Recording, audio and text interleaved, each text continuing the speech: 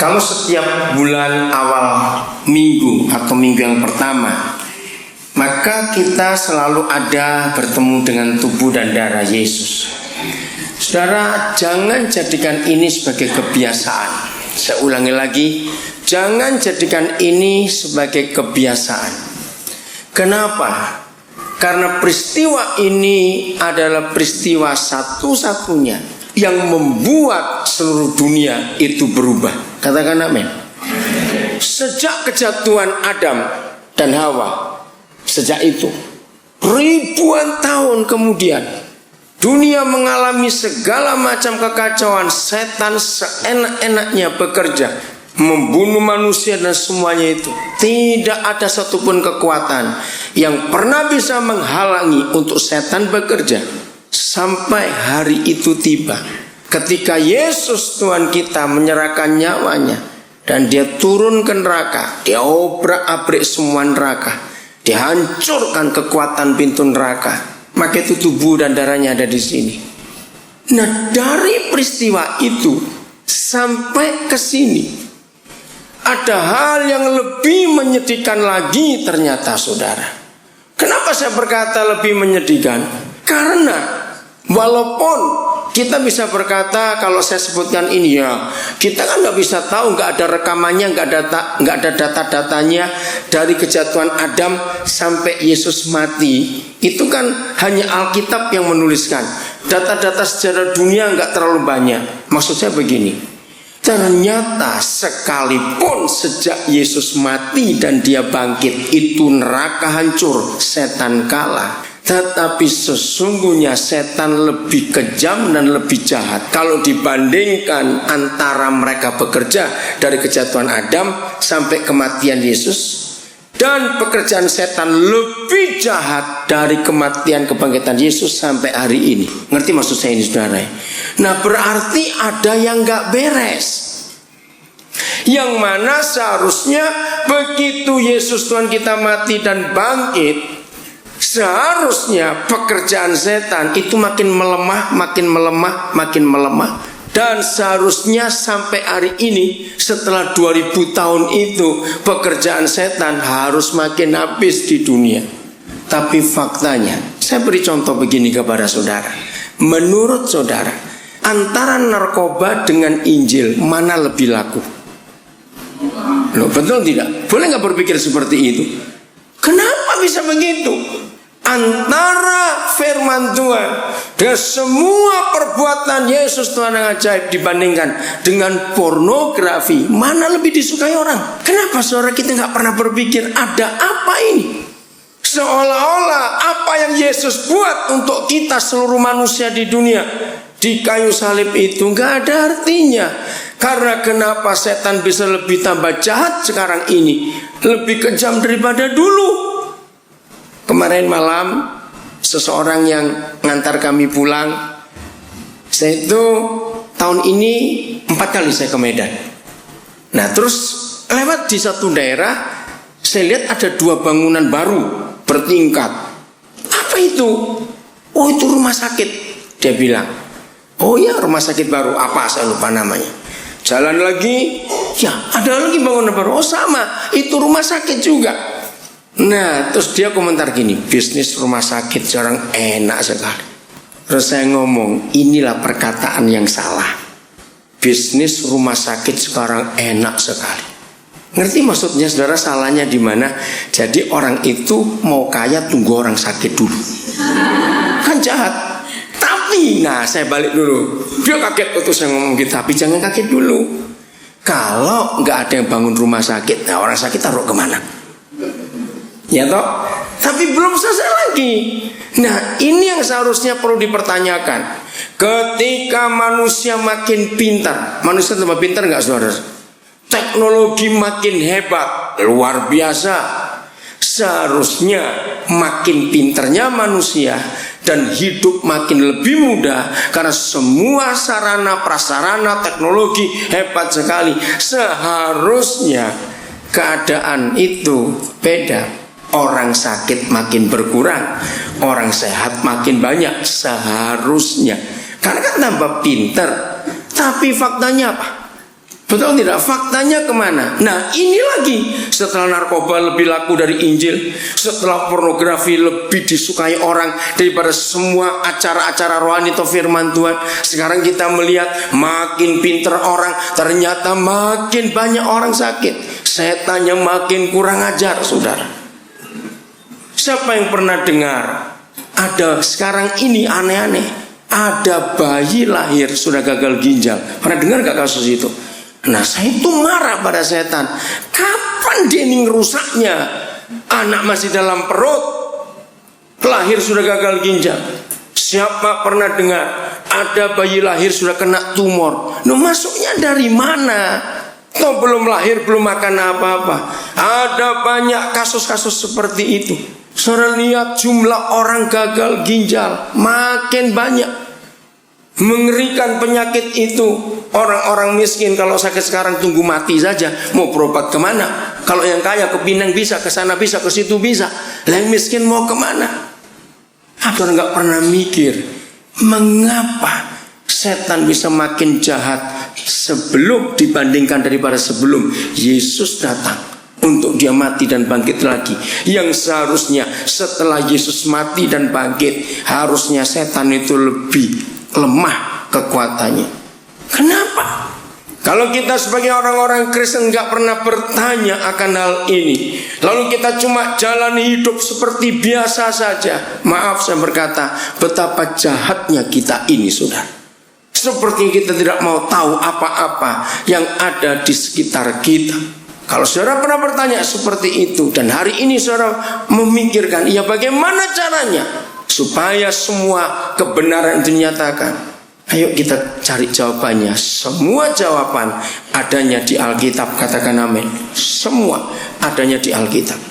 Mari kita lihat beberapa ayat lebih dulu. Saya tidak tahu karena saya belum sempat tanya kepada Bapak Simomora, mengapa gereja ini namanya Royal Priesthood Community. Ya, belum ada gereja di Indonesia nama seperti itu. Belum ada ya Pak Simomora ya. Baru gak saya sini kali. Namanya Royal Priesthood Community, komunitas dari orang-orang yang imamat rajani. Nah kita akan lihat nanti itu. Lukas pasal 12. Lukas pasal 12 ayat yang ke-32. Yesus Tuhan yang berkata bahwa kita ini imamat yang rajani. Dalam bahasa Indonesia pun kita sulit menangkap kata itu. Tapi kalau dipermudah begini, semua orang yang sudah percaya kepada Tuhan Yesus ditebus dengan kematiannya yang sempurna, darah yang hebat itu, maka semua kita ini adalah orang-orang yang punya dua pangkat, punya dua jabatan, tapi disatukan. Satu, kita ini adalah imam-imam. Kedua, kita ini adalah raja-raja. Maka itu disebut royal priesthood, imamat yang rajani. Artinya imam-imam yang punya kuasa raja, raja-raja yang punya otoritas imam. Nah itu lebih mudah. Tapi kalau seorang nggak tahu imam itu apa, raja itu apa, nah ini lebih sulit lagi nerangkannya. Maaf saya ngomong ini, tapi nanti kalau sempat saya akan sampaikan. Nah ini dulu kita lihat. Selama ini orang Kristen, maaf kalau ada yang tersinggung, tersinggunglah berarti sudah dengar. Selama ini orang Kristen, maaf ya, taunya hanya merampok surga. Kejam sekali katanya. Betul. Saya mau buktikan kepada saudara bahwa selama ini kita taunya cuma merampok surga. Artinya begini, apa-apa kita minta kepada Tuhan, memang berhak. Kita anak dia apa-apa, sakit minta sembuh, nggak punya duit minta duit, ngalami jalan buntu minta jalan baru, dan semuanya ada saja, tidak salah. Tapi kalau saudara hanya menuntut hak kita untuk memenuhi keperluan-keperluan kita saja, tanpa kita tahu ada hak lain lagi selain kita minta. Nah ini masalahnya. Saya ulangi lagi, kalau kita menjadi Kristen, taunya hanya menuntut hak kita. Aku harus diberkati, aku harus disembuhkan, aku harus ditolong, aku harus mengalami mujizat, aku harus begini. Kalau cuma itu saudara, ini yang saya katakan saudara-saudara adalah perampok-perampok surga. Sebab ada hak lain yang Bapa sediakan buat kita. Dan hak yang ini yang kita hampir tidak tahu, bahkan banyak yang belum tahu. Karena kita nggak tahu hak kita yang ini, maka itu setan bekerja seenaknya. Kalau gereja tahu ada satu hak lagi yang bukan cuma taunya minta, ditolong, disembuhkan, diberkati, dan itu saja, setan tiap kali mau bekerja pasti mikir, saudara. Katakan amin. Kenapa harus mikir? Lihat, ayo kita lihat sama-sama Lukas 12 ayat 32. Lukas 12 ayat 32. Janganlah apa? Takut. Berarti kalau Papa berkata janganlah takut, berarti kita sedang apa? Takut. Nah, kenapa kita takut? Karena kita tidak tahu otoritas kita. Kenapa kita takut? Karena kita nggak pernah tahu hak yang kita punya. Bukan untuk menuntut supaya kita diberi, tetapi hak untuk mengalahkan ketakutan itu. Karena itu dia berkata jangan takut. Siapa? Dikatakan janganlah takut, hai kamu kawanan kecil, minoritas. Kenapa kita nggak boleh takut walaupun kita kelompok kecil? Karena ini, ayo baca sama-sama kalimat berikut ini, hak yang dahsyat. 1, 2, 3. Karena Bapamu telah berkenan memberikan kamu apanya? Kerajaan itu. Nah, ini buktinya. Dikasih kerajaan, diam saja, nggak ada reaksi. Duit 2 miliar. Nah, bereaksi. Ini kan kurang ajar. Maaf ya saya ngomong begini. Loh, saudara itu baca tidak tadi itu? Loh, saya tanya, saudara baca tidak? Tahu nggak isinya? Tahu. Dikasih apa? Nah, kenapa diam? Loh, telat amennya, baru sekarang amen. Nggak dari tadi. Saudara lihat ayat ini luar biasa. Coba renungkan baik-baik. Karena Bapamu telah berkenan. Renungkan kalimat ini, saya kagum sekali. Ingat, ini yang ngomong Tuhan Yesus. Karena Bapamu. Siapamu? Siapa dia? Siapa dia? Yuk, Bapamu itu siapa? Enggak tolak dia, awas ya. Siapa Bapamu itu? Pencipta alam semesta. Kasih apa? Kasih apa? Apa itu kerajaan? Lo bingung lagi. Lo saya nggak tanya ini. Saya tidak mau saudara bingung. Tapi ini fakta. Lihat di Medan, ya ada peninggalan sejarah yang sampai saat ini masih ada di tengah-tengah kota Medan dan warna bangunannya kuning. Istana apa? Maimunah. Loh, kenapa saudara salah nyebut? Kerajaan yang pernah ada di kota Medan. Saya tidak pernah tahu seberapa besar kekuasaannya itu. Saya tidak pernah tahu. Hari-hari ini masyarakat Jogja meminta lepas dari Indonesia. Ya saudara, kenapa? Padahal nggak ada apa-apanya. Betul nggak? Tinggal simbol saja. Tapi mereka sadar bahwa selama masih ada keraton Ngayogyakarta Hadiningrat, itu nama yang tepat, mereka tidak mau dipimpin oleh siapa-siapa. Harus raja mereka yang mimpin. Luar biasa. Walaupun nggak ada apa-apanya, tapi mereka masih menghormati, itu luar biasa. Coba kalau saudara lihat acara di TV, pasukan keraton Jogja. Kalau kita lihat mereka cara bawa senjata, cara jalan, cara pakaian, mau perang model apa kayak begitu itu. Bukan saya mau menghina, habis jalan saya kayak orang menari. Tapi mereka tahu masih ada otoritas di situ. Hebat sekali. Nah, padahal nggak ada apa-apanya.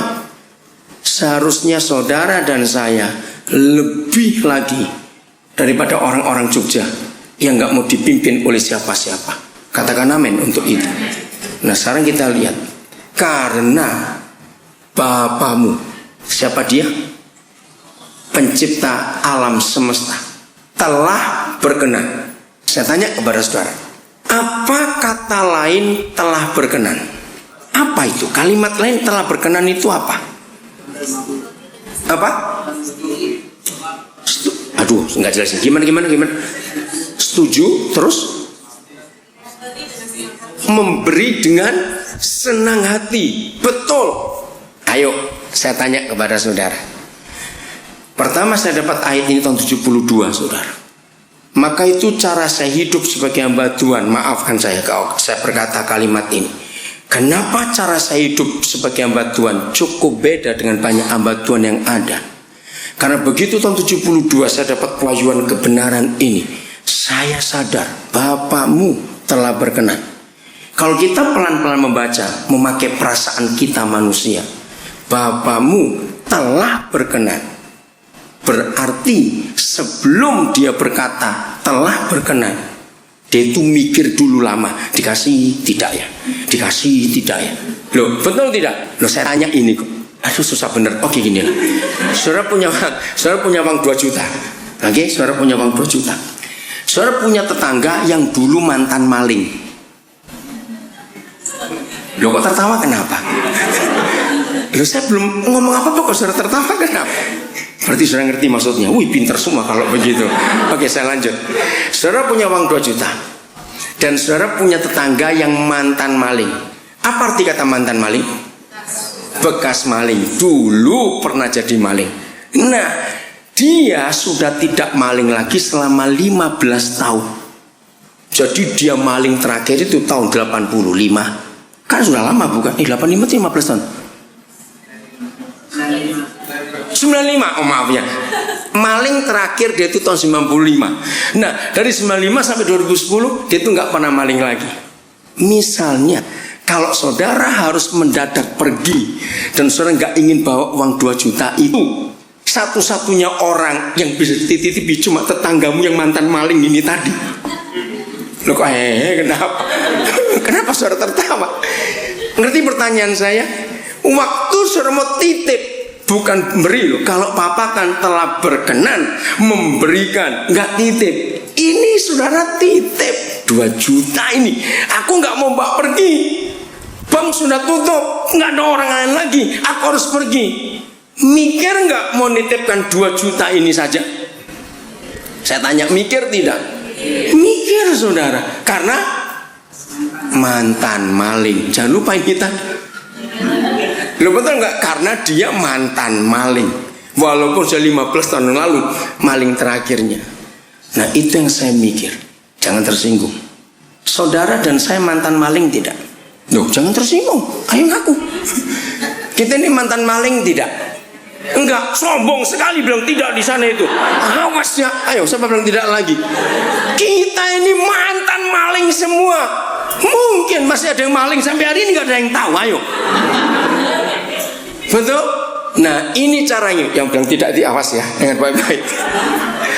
Papa di surga kalau menghitung dosa itu beda dengan Tuhan di agama apa saja. Kita harus tahu ini. Saya ulangi lagi. Papa kita kalau menghitung dosa itu beda dengan cara Tuhan-Tuhan lain menghitung dosa di dunia ini. Semua Tuhan di agama apa saja mereka menghitung dosa itu dengan timbangan. Berat, ringan, besar, kecil. Betul tidak? Apalagi yang pernah berasal dari Buddha akan tahu. Kenapa ada karma? Kenapa ada reinkarnasi? Di Hindu juga begitu. Kenapa? Karena Tuhan itu menghitung dosa sesuai jenis, berat, jenis, besarnya juga. Maka itu suka bawa timbangan mereka itu. Suka nimbangin itu tadi. Kalau papa kita tidak.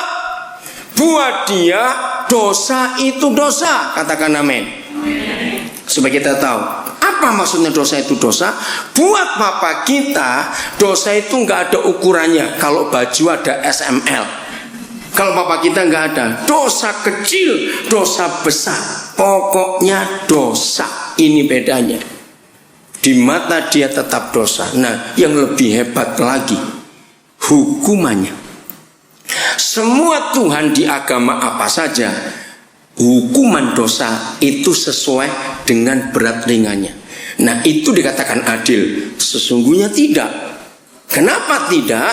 Karena yang adil itu dipukul sama. Salah ya salah, nggak usah diukur lagi. Nah itu papa kita. Jadi buat dia Kalau ada orang mencuri 5.000 rupiah dengan korupsi 5 miliar rupiah, hukumannya sama, nggak pakai ditimbang lagi, langsung neraka. Dan ingat, neraka yang Tuhan tunjukkan kepada kita, dia nggak pernah buat neraka.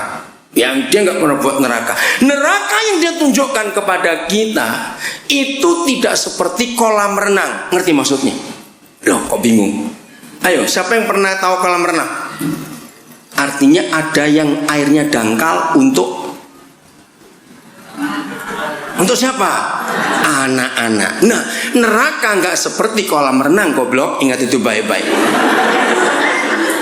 Jadi di neraka itu nggak ada api yang semata kaki. Itu untuk yang buat dosa kecil-kecil. Di situ, kalau apinya semata kaki enak dong. Kita lompat-lompat aja, terus gitu udah. Enggak. Neraka apinya sama dalam. Ngerti sekarang? Jadi kalau mau berdosa jangan tanggung-tanggung. Rugi saudara. Sekalian saja katakan amin. Gak usah ragu-ragu. Lu cepat. Kok kenapa gak mau berkata amin? Supaya kita tahu. Katakan amin, ayo. Amin. Nah itu dia. Jadi kalau saudara gak pernah berzina, tapi suka lihat situs porno, goblokmu itu sama. Tahu gak? Amin kan, cepat. Nah itu dia. Jadi ngapain cuma lihat situs porno? Buat saja. Toh masuk neraka juga. Nah berarti banyak yang gak tahu ini papa kita punya konsep seperti itu. Maka itu buat dia. Saudara gak pernah korupsi, tapi dulu pernah mencuri. Walaupun uangnya mamamu waktu kamu masih kecil dulu. Kok hihi? Kenapa? Nah itu maling. Loh. Jadi tahu nggak kita ini mantan maling semua? Ayo sekarang bilang nggak lagi, awas. Atau begini, dulu waktu saudara masih kecil, waktu masih di SD, pernah pinjem pensil temannya waktu masih SD dulu. Ternyata lupa mengembalikan sampai tahun ini. Ayo jujur, pernah gak terjadi itu waktu kita masih kecil? Pernah. Nah itu maling. Jangan tertawa kenceng ini gitu. Ngerti sekarang? Jadi sekarang mau ngaku kita mantan maling tidak? Nah puji Tuhan, berarti rendah hati semua. Pak Gembala carati masuk surga semua nanti Pak Gembala, karena bertobat. Terus yang kedua, siapa dulu masih kecil, ya tetangga papa saudara punya pohon mangga. Loh Pak, saya belum ngomong apa-apa, kenapa saudara tertawa? Oke. Nah terus jadi pohonnya ada di rumah tetangga bukan? Tapi nggak tahu salah satu dahan itu bisa belok ke rumah papa saudara. Loh, kenapa tertawa? Saya belum selesai ngomong. Berarti pernah pencuri semua ini dulu. Nah, waktu mangganya berbuah, saudara ambil satu, jatuh. Sama saja mau jatuh sendiri. Ayo. Nah, berarti ada yang ketahuan ini. Kalau toh buahnya jatuh harus ngomong. Loh betul tidak? Karena yang punya masih hidup. Nah berarti ketahuan ini sudah. Walaupun jatuh sendiri buahnya, seorang nggak apa itu namanya, nggak colok, nggak itu. Tapi kita nggak pernah ngomong kita pencuri. Jangan bilang gini, nggak salah saya, kan dahannya ke sebelah. Walaupun dahannya ke sebelah, yang penting itu pohonnya di mana. Betul? Nah, itu pencuri bukan? Saya tanya, itu pencuri bukan? Bukan, awas kamu, bukan lagi. Itu mencuri. Tapi betul ya? Tapi setuju nggak? Kalau kemudian ngomong ini tuh, ada anak tuh bagus sekali. Dengarkan ini saudara. Jadi ketika uang 2 juta yang kita harus titipkan karena kita nggak mau bawa pergi, dan ternyata satu-satunya orang yang kita bisa titipin cuma mantan maling ini, kita aja mikir saudara. Sekarang kita lihat ayat ini. Jangan takut kamu kawanan kecil, Karena Bapamu yang di surga telah, bukan akan, berkenan, rela. Dia nggak cuma memberi kuasanya, kesembuhannya, uangnya, jalan keluar, dan semuanya. Dia berikan apanya kepada kita? Kerajaannya. Saya tidak tahu, saudara yang pertama kali tahu ada ayat seperti ini, apa yang muncul di benak saudara? Seharusnya semua orang yang mengaku percaya Yesus itu Tuhan, orang itu harus sadar, kalau kerajaannya diberikan kepada kita, berarti kita ini apa? Bilang lurah, awas. Kita ini gak cuma camat, bupati, kita ini siapa? Raja. Kenapa kita gak pernah tahu? Nah sekarang kita tahu, bukan? Hak ini yang kita sebagian besar orang Kristen gak pernah tahu. Maka itu setan masih seenaknya bekerja, karena para raja ini oon semua. Marahlah saya ngomong begini. Kita tidak pernah menggunakan otoritas itu. Tadi Pak Budi bersama istri jemput saya. Terus mereka dengar saya telepon ke Makassar untuk ngecek satu anak. Saya nggak pernah ketemu. Nah ini cara saya hidup sebagai orang yang diberi otoritas kerajaan. Saya gunakan sebaik-baiknya otoritas ini, nggak main-main. Berapa waktu yang lalu, salah seorang anak saya di Makassar, dia lagi isi bensin, dilayani oleh petugasnya. Tiba-tiba Roh Kudus bekerja dalam hati anak saya ini. Dia bilang, "Pak, saya nggak pernah melihat ada orang sesusah orang itu, wajahnya kelihatan sekali. Sampai saya itu nggak tahan. Akhirnya setelah isi bensin, saya minta waktu kepada dia. Kebetulan pompa bensinnya lagi sepi. Dia dengar cerita itu kaget. Dia bisa membantu sebisanya dengan teman-temannya, tapi dia tahu selanjutnya dia nggak mampu. Maka itu dia telepon saya.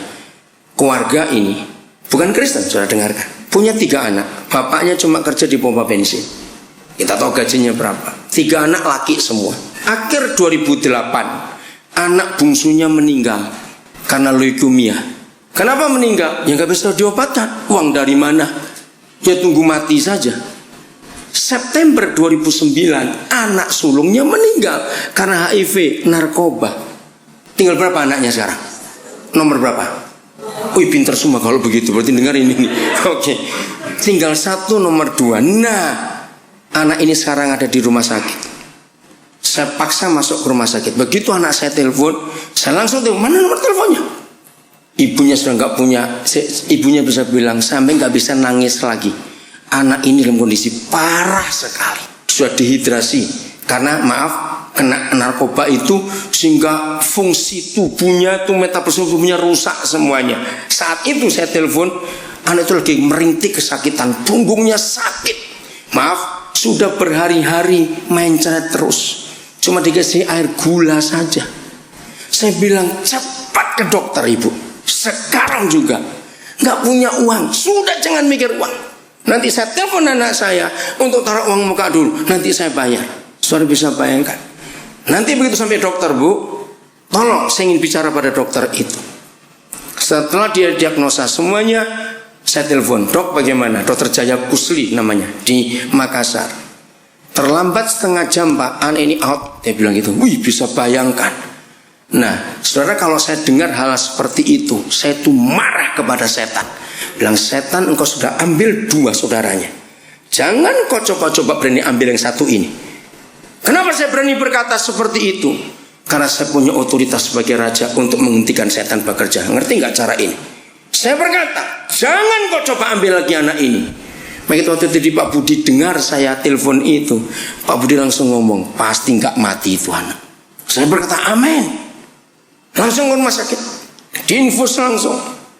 Nah hari ini saya dapat kabar, rumah sakit itu, rumah sakit kecil ini nggak mampu karena penyakit sudah parah. Ketahuan tadi pagi levernya bengkak, harus dirujuk ke rumah sakit lebih besar. Besok saya telepon anak saya tadi, kamu tahu dari gini-gini ya, sempat datang besok, berapa pembayarannya, beritahu papa. Jadi saudara, kalau sudah begitu jangan cuma berdoa saja ya, berdoa saja, goblok, doa saja. Buatlah sesuatu, katakan amin. Kalau kita punya otoritas kerajaan, pakai semua cara, asal orang itu nggak dibunuh oleh iblis lagi. Nah, Jumat pagi saya telepon dokternya lagi. Dok, karena saya sering nangani anak-anak narkoba, apa sudah positif kalau di HIV? Dia bilang, Pak, saya tidak berani mengatakan, tapi secara penglihatan mata saya, anak itu belum kena. Kenapa dok? Nggak mau periksa darah saja? Dokternya bijaksana sekali. Pak, bisa saja saya suruh periksa darah. Kalau sampai hasilnya anak itu positif HIV, Bapak bisa bayangkan hati ayah ibunya. Oh ya betul juga. Lebih baik Pak nggak tahu dulu apa-apa. Yang penting ini sakit diberesin dulu. Setelah itu kita baru mikirin. Saudara, waktu saya telepon dia, tiap kali saya telepon, saya kuatkan anak itu. Saya bilang, ingat ya, kamu sembuh, kamu ikut Bapak. Saya akan ajak kamu keliling untuk menceritakan kebaikan Tuhan. Walaupun saya belum ngomong soal Yesus, soal apa enggak, saudara. Saya mau tunjukkan kepada dunia, kalau setan bisa bunuh orang, raja-raja di dunia yang percaya Yesus bisa menghentikan pembunuhan itu. Amin. Maka itu gunakan otoritas itu. Maka itu saya berkali-kali berkata, saudara, musuh Injil itu cuma satu, orang pelit. Catat itu. Lu serius? Musuh Injil bukan setan, orang pelit. Apa-apa dihitung dulu. Apalagi orang Tionghoa. Woi. Karena Tionghoa itu Yahudi dari timur, saudara.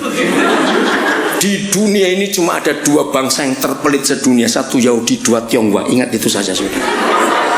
Yahudi dan Tionghoa itu apa-apa dihitung dulu. Mau marah-marah lah, memang itu fakta. Ayo. Jadi untuk Injil supaya diberitakan dan diterima oleh semua orang, jangan pelit. Harus. Saya nolong satu anak lagi. 3, 2 perempuan 1 laki. Ini yatim piatu. Saya belum pernah tahu juga. Tadi sore mau ke sini, anak itu SMS saya lagi. Sembuh dari demam berdarah. Saya bersyukur pada Tuhan. Nah, 2 minggu lalu saya dapat telepon dari Manado. Orang itu saya kenal. Nah, terus orang ini cerita kepada saya di Sorong. Jadi di Sorong ada satu anak perempuan. Ini kakak yang tertua, anak tertua. Dia ngurus 2 adiknya. Mereka ini yatim piatu. Saya tanya, dari mana kamu kenal mereka? Dulu sebelum bapak ibunya meninggal itu tetangga kami di Manado. Setelah meninggal, maka 3 anak dibawa tantenya ke Papua. Nah, anak nomor 2 sekarang ada di panti asuhan AB Pura. Dia kerja di Sorong, tinggal dengan adik bungsunya. Nah, minggu yang lalu adik bungsunya kena demam berdarah. Dia telepon saya nangis, Pak tolong, kenapa adik saya kena gini? Kamu di mana sekarang? Ada di UGD. Ada siapa di situ? Dokter atau perawat? Ada perawat. Baik, saya mau ngomong. Saya siapkan waktu. Saya tanya, Sus bagaimana keadaannya? Trombositnya sudah makin sedikit. Terus gimana caranya? Harus masuk, silakan masuk. Tapi mereka nggak bawa uang. Saya bilang, saya akan kirim uang itu. Percayalah sudah. Nah, akhirnya masuk, saudara. Tadi pagi saya dapat SMS, dia sudah sembuh. Sore tadi saya dapat lagi, dia sudah sehat. Nah, kalau trombosit sudah habis begitu, tinggal sedikit, itu nggak cuma doa saja, betul nggak? Harus buat sesuatu. Gini-gini itu ya atau tidak? Ya betul. Kalau saudara dengar ada setan mau bunuh orang lagi, awas coba gini. Kasihan, awas kamu gitu saja ya. Buatlah sesuatu, katakan amin. Injil harus diberitakan dengan tindakan, enggak cuma dengan doa. Bapamu telah berkenan memberikan kerajaannya itu kepada kamu. Hargai pemberian ini. Diberi kerajaan. Maka itu kalau orang Kristen masih cuma berkutat kesembuhan, berkat uang, ini pertolongan itu kecil, saudara. Ada yang lebih besar lagi. Bapamu telah berkenan memberikan kerajaannya itu kepada kamu. Oke, ini contoh kecil saja. Siapa gubernur Sumatera Utara? Siapa? Samsul. Oke, saya panggil Pak Samsul aja.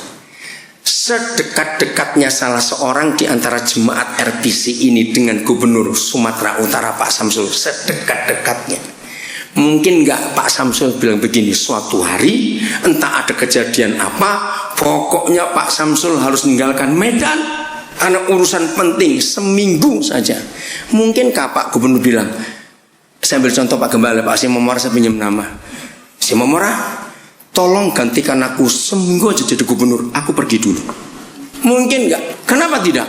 Sangat jelas tidak mungkin.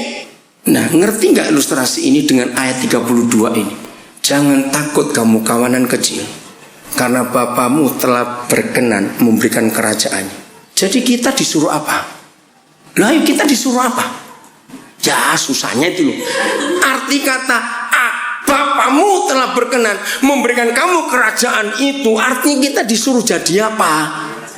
Nah, gitu kok susah bener jawabnya. Suruh jadi raja. Pernah nggak kita sadar akan hal ini? Ini yang menyebabkan setan seenak-enaknya bekerja, karena mereka tahu raja-rajanya lagi santai semua. Karena kita nggak pernah tahu otoritas itu dalam hidup. Seharusnya kalau setan ketemu gereja, saudara, gereja itu orang Kristen ya, bukan gedungnya, bukan namanya. Gereja itu adalah kita masing-masing. Seharusnya kalau setan-setan ketemu kita dengan otoritas ini, setan harusnya apa? Minggir, takut, gemetar, karena kita punya otoritas. Kapan kita pernah buat mereka gemetar? Yang sering terjadi, mereka buat kita gemetar. Kebalikannya itu, karena kita nggak tahu otoritas ini. Belum selesai. Lukas 22 ayat 29. Lihat, Lukas 22 ayat 29. Dan aku di sini siapa?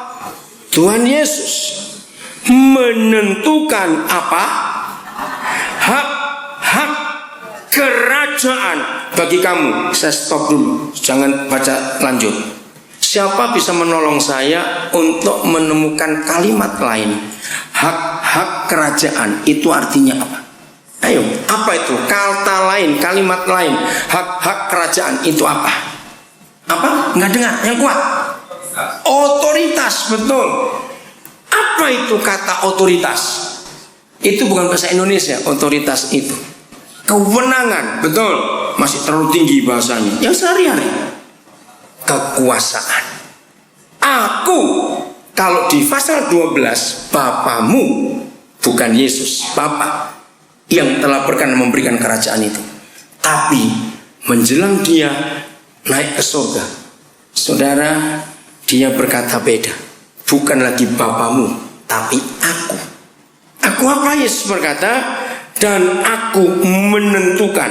Apa kata lain menentukan? Ayo, apa itu kata lain menentukan? Kalau saudara urusan dengan pemerintah, ada kata SK. Apa itu SK? Surat keputusan. SK itu hebat tuh, saudara. Saya juga baru tahu itu. Kalau ada seorang kontraktor dapat SK bupati saja, nggak usah gubernur, bupati saja. Ternyata SK itu bisa cari kredit di bank. Saya baru tahu juga. Paling cuma SK sepotong kertas saja. Kenapa? Karena itu ada nilainya. Menentukan. Yesus memberikan SK kepada gerejanya di muka bumi ini. Kekuasaan, otoritas, kewenangan, kerajaannya. Belum selesai. Mari kita baca sama-sama koma. Ini kalimat ini penting. 1, 2, 3. Sama seperti Bapakku menentukannya bagiku. Coba. Secara de facto, kalau saya pakai istilah hukum, ini sudah terjadi atau belum? De facto. Sudah jadi atau belum? Gak usah ragu-ragu. Belum. Buktinya, de facto itu fakta. Buktinya, setan masih lebih hebat daripada Injil. Narkoba masih lebih laku daripada Injil. Secara de jure, secara hukum, secara hitam di atas putih, ini sudah atau belum? Sudah. Sebab ini diucapkan 2000 tahun yang lalu, sudah. Jadi bayangkan selama 2000 tahun ini, kerajaan Tuhan di dunia vakum, kosong. Kenapa kosong? Karena rajanya teler. Betul tidak? Siapa rajanya? Ayo ngomong siapa ya? Siapa rajanya tadi? Kita. Padahal kita punya otoritas hebat ini. Sama yang Bapakku tentukan untuk aku, dan itu yang aku berikan kepada kamu.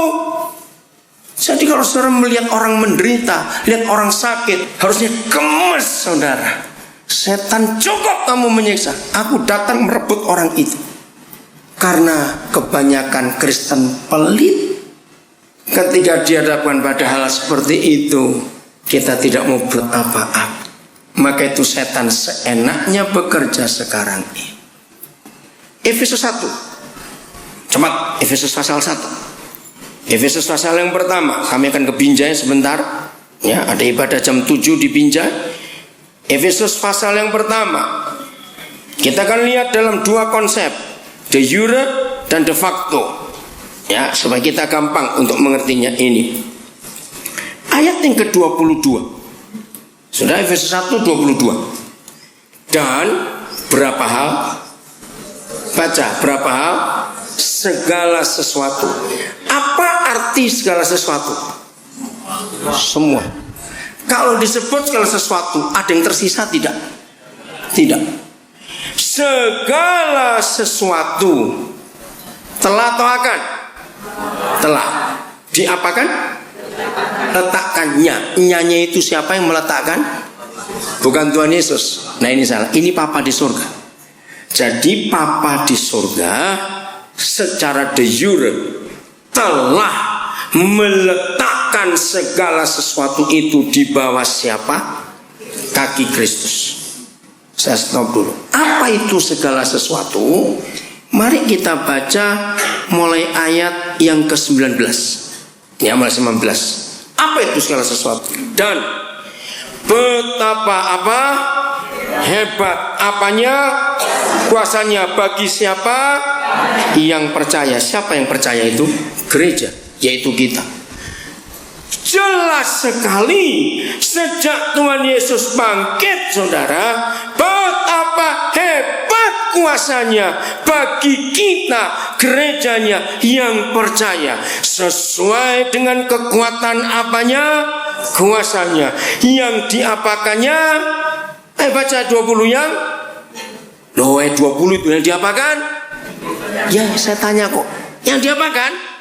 Nah itu jawab dong. Yang dikerjakannya di dalam Kristus dengan membangkitkan dia dari antara orang mati dan mendudukkan dia di sebelah kanannya di surga. Sudah, Yesus sudah naik ke surga bukan? Sudah duduk di sebelah kanannya. Jauh lebih tinggi. Jauh lebih tinggi. Yang lain jauh di bawahnya. Jauh lebih tinggi dari segala pemerintahan, baik pemerintahan manusia maupun pemerintahan iblis. Jauh lebih tinggi dari semua penguasa-penguasa dunia ini, baik yang kelihatan, yang tidak kelihatan. Dan jauh lebih tinggi dari kekuasaan yang ada di seluruh alam semesta. Dan jauh lebih tinggi dari kerajaan-kerajaan yang ada di dunia ini. Dan jauh lebih tinggi dari tiap-tiap apa? Baca tiap-tiap apa? Nama yang dapat disebut. Ya saya stop dulu. Karena di balik kata ini ada sebuah hal yang sungguh-sungguh luar biasa. Saya ulangi. Dan Yesus Tuhan kita itu posisinya jauh lebih tinggi dari semua. Dan dari tiap-tiap nama yang dapat disebut. Saya minta waktu agak banyak sedikit dengan konsep dan tiap-tiap nama. Ada dokter di sini? Coba angkat tangan kalau ada dokter, saya ingin tahu. Ada dokter? Masa orang sedikit banyak ada dokternya, bagaimana ini? Ada nggak Pak Semomora jemaat yang dokter hari ini hadir? Mungkin malu-malu nyebut. Ada? Ada yang kenal dokter di sini nggak? Betul nggak ada atau pura-pura nggak ada? Nggak ada. Ada nggak dokter? Bud, ada nggak Bud? Nggak ada di sini. Oke, kalau toh ada, ini yang saya mau tanya. Saya itu heran dengan dunia kedokteran. Kalau memberi nama penyakit susah nyebut. Betul tidak? Ya tahu kan saya mikir barang jelek nama bagus ngapin? Loh betul penyakit itu kan jelek, tapi namanya aduh susah nyebutin. Nah itu yang saya maksud. Semua nama punya penyakit tidak? Kebalik, semua penyakit punya nama tidak? Jawab punya tidak? Termasuk panu itu nama tidak? Loh, saya tanya kok, panu itu nama atau tidak? Nah, masuk nggak di sini? Tiap-tiap nama yang bisa disebut, kanker, ya, gagal ginjal, itu nama-nama yang umum aja. Nama penyakitnya betul saya nggak tahu sudah. Apa saja nama-nama, termasuk stres, depresi, itu nama bukan? Loh, saya tanya nama atau bukan? Nama, ya. Diabetes itu nama. Apa saja punya nama di dunia. Orang nggak bisa tidur, itu nama juga penyakit, ada namanya. Ayo, siapa saja, apa saja, pasti ada namanya. Ngerti yang saya maksud di ayat ini? Berarti kalau ada tiap-tiap penguasa, tiap-tiap kerajaan, tiap-tiap kekuasaan, tiap-tiap nama yang bisa disebut, itu yang dimaksud segala sesuatu tadi. Nangkep maksudnya?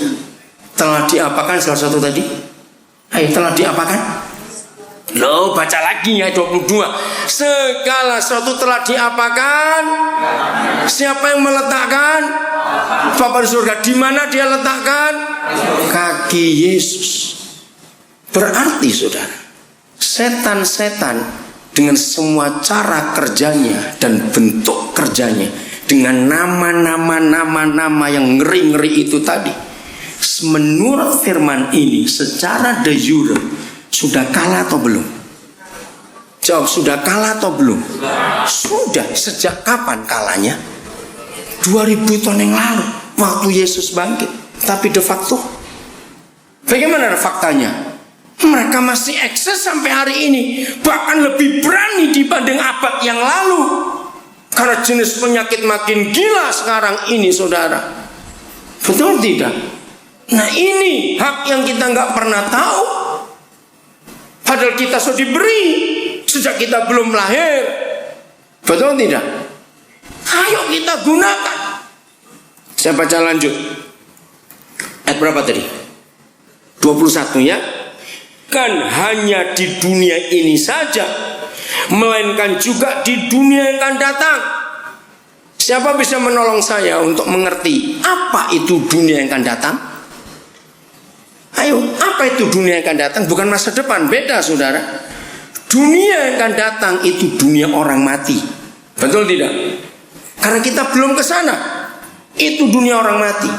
Jadi ketika Yesus Kristus bangkit dari antara orang mati, saudara, yang diurus bukan cuma yang kelihatan di dunia ini, termasuk yang akan datang di dunia orang mati. Semua, segala sesuatu. Maka itu kalau masih ada orang ngaku Kristen masih takut mati, engkau belum Kristen. Awas, itu yang masih takut mati. Ya bisa belum kawin, beda dong urusan itu. Saudara, tidak boleh takut mati, karena buat kita mati itu indah di dalam Yesus Tuhan. Ayat 22. Nah, dan segala sesuatu telah diletakkannya di bawah kaki Kristus. Kalau sampai di situ saja kita nggak jelas. Kalimat berikut ayat 22.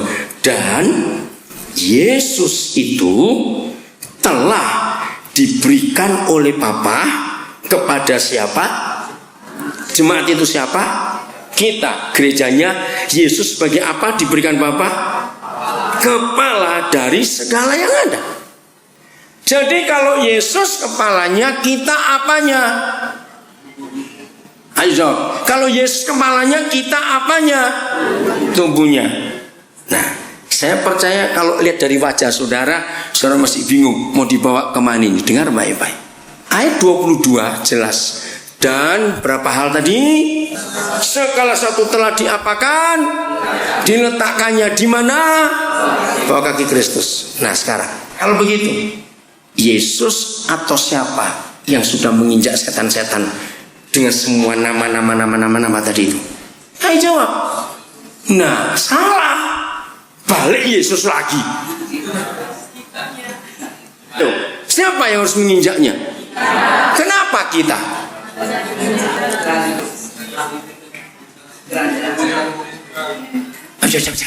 Salah semua sudah. Salah semua, saya dengar saudara ngomong. Jawabannya begini. Yang punya kaki itu kepala atau tubuh? Nah, Kalau kaki di kepala namanya kepiting. Catat itu baik-baik. Kepiting itu binatang unik. Kepala, tubuh, tangan, kaki semua jadi satu. Betul? Nah ini, maka itu maaf ya saudara, jangan belajar Alkitab dengan logika teolog. Teologi itu membuat bingung Alkitab saudara. Belajarlah firman pakai logika anak-anak. Maka itu kenapa lagi saya berkata, saya beda dengan banyak pendeta yang lain. Kalau saya menerangkan Alkitab, orang bodoh pun bisa ngerti. Karena saya tidak menggunakan logika teolog. Walaupun saya belajar teologi, tapi itu nggak pernah saya pakai untuk hidup dan untuk pelayanan. Saya hidup dan pelayanan pakai logika anak-anak. Maka itu firman jadi gampang dimengerti. Jadi bukan Yesus lagi yang menginjak iblis, tapi kita, karena kakinya ada di tubuhnya. Karena kita tidak pernah menggunakan hak ini, kita nggak pernah menginjak setan. Maka itu setan jadi seenaknya. Dalam minggu ini 2 orang yang saya selamatkan, satu di Makassar, satu di Sorong. Kalau tiap hari kita itu dengar orang mau mati, datang, katakan stop setan, jangan bunuh orang ini. Setan pasti takut, sebab kita datang dengan otoritas kerajaan yang sudah diberikan oleh Bapa kepada kita. Gunakan. Ada orang susah, datang, ambil orang itu, ayo aku urus kamu, karena aku punya otoritas itu. Royal Priesthood Community enggak cuma jadi nama, tapi jadi fakta buat Medan, Sumatera Utara, Indonesia dan dunia ini. Kau selalu mau kerjakan hal ini. Amin. Jangan cuma nama. Kita ini imam-imam, artinya yang bisa mengampuni dosa orang. Kita ini raja-raja yang punya otoritas menghentikan pekerjaan si jahat. Gunakan 2 otoritas ini bersamaan, maka dunia akan diselamatkan. Tuhan memberkati kita semua dan jadilah pelaku firman.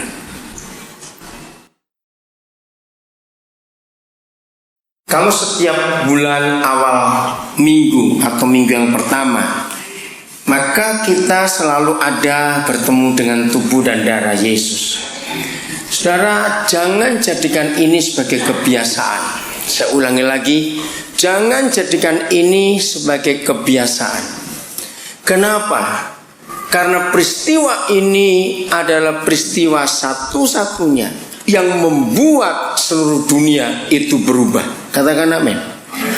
Sejak kejatuhan Adam dan Hawa, sejak itu ribuan tahun kemudian dunia mengalami segala macam kekacauan. Setan seenak-enaknya bekerja, membunuh manusia dan semuanya itu. Tidak ada satupun kekuatan yang pernah bisa menghalangi untuk setan bekerja. Sampai hari itu tiba, ketika Yesus Tuhan kita menyerahkan nyawanya dan dia turun ke neraka. Dia obrak-abrik semua neraka, dihancurkan kekuatan pintu neraka. Maka itu tubuh dan darahnya ada di sini. Nah, dari peristiwa itu sampai ke sini ada hal yang lebih menyedihkan lagi ternyata saudara. Kenapa saya berkata lebih menyedihkan? Karena walaupun kita bisa berkata kalau saya sebutkan ini ya